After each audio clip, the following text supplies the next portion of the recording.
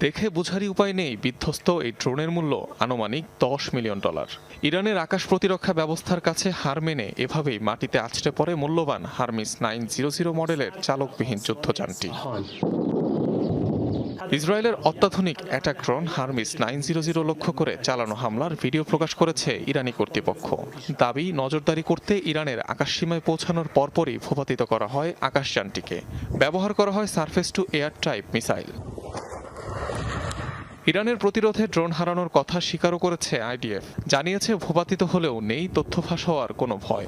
তবে এ ধরনের গুরুত্বপূর্ণ সামরিক যান প্রতিপক্ষের হাতে গেলে নকশাসহ গুরুত্বপূর্ণ তথ্য পাচার হওয়ার সম্ভাবনা থাকে।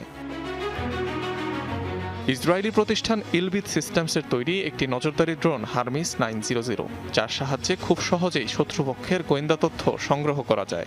বিশ্বে সবচেয়ে বেশি ব্যবহৃত সামরিক ড্রোনগুলোরও একটি হারমিস 900। অন্যদিকে বাভার 373 এর মতো উন্নত আকাশ প্রতিরক্ষা ব্যবস্থা রয়েছে ইরানের সমর ভাণ্ডারে।